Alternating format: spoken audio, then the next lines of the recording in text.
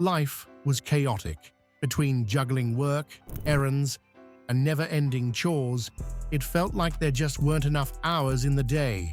I found myself constantly wishing for an extra set of hands to keep up. That's when the idea struck.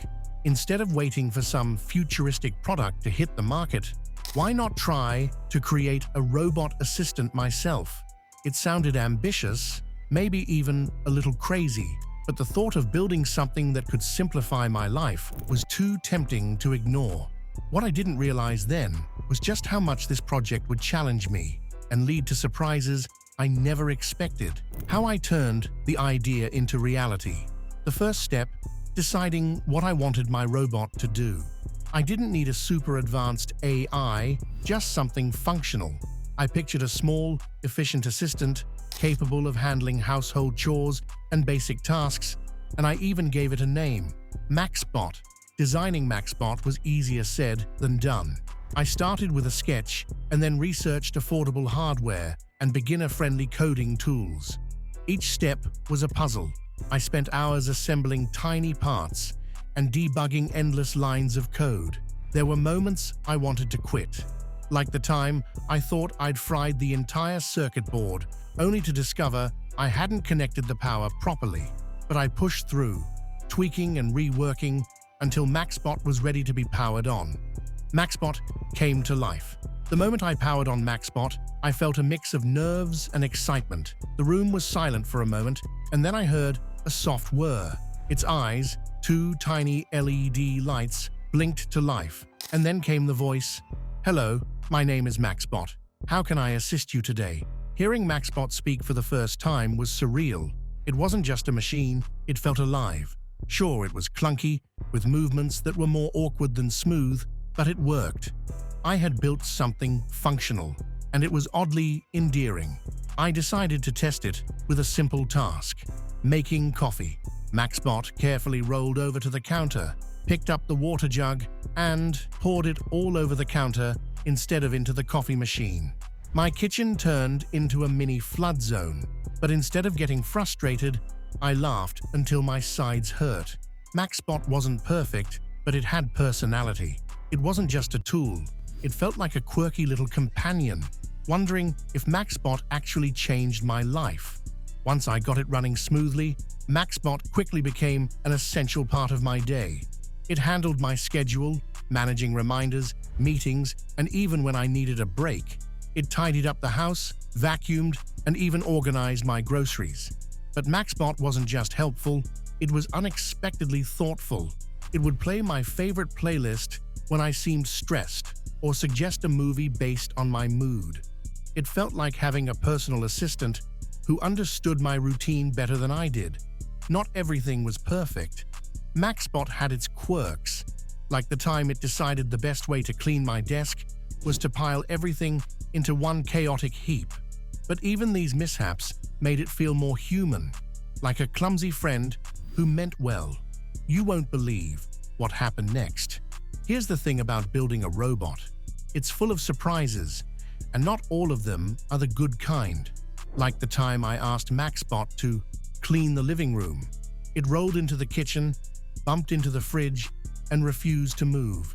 I stood there laughing, wondering if MaxBot had developed a personality or if it was just confused. There was the shoe incident.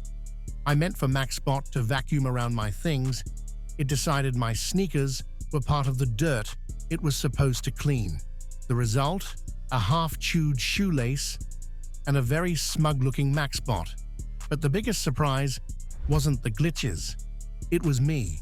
I realized I was talking to MaxBot like it was a person.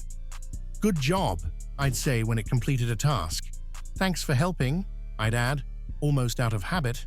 It hit me one day. Was I getting too attached? This made me pause. Can a machine ever truly replace human interaction? MaxBot could tidy up or recommend a good movie, but it didn't understand me. It couldn't laugh with me, share my frustrations, or offer real companionship. It was a strange realization, and one that left me wondering if I had crossed some invisible line. The robot's future looks promising.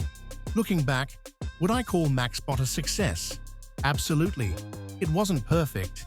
It had its quirks and glitches, but it was a game changer in so many ways. MaxBot made my life easier, added a bit of fun to my daily routine, and taught me more about robotics than I ever thought I'd know. But here's the exciting part. This is just the beginning. I'm already thinking about what comes next.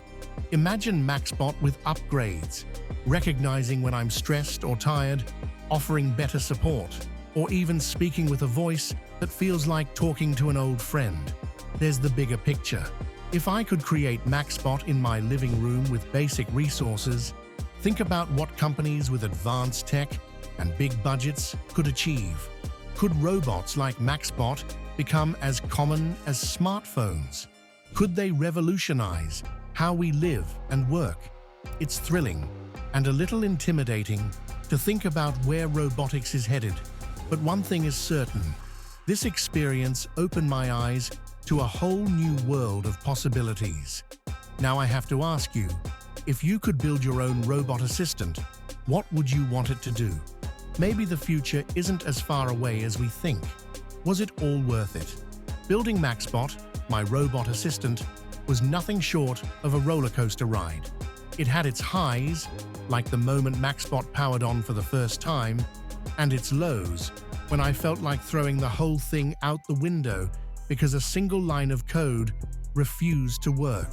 But despite the challenges, it was one of the most rewarding projects I've ever taken on.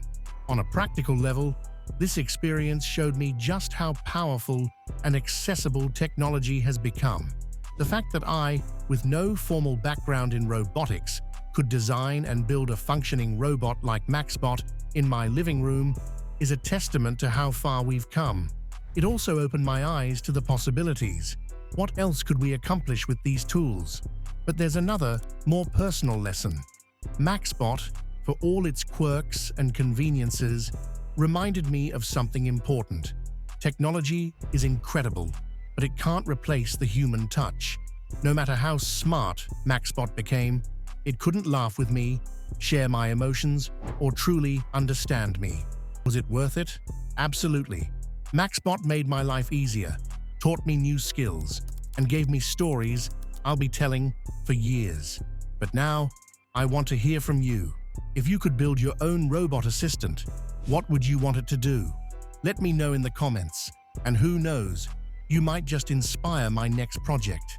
The future is waiting, and it's more exciting than ever.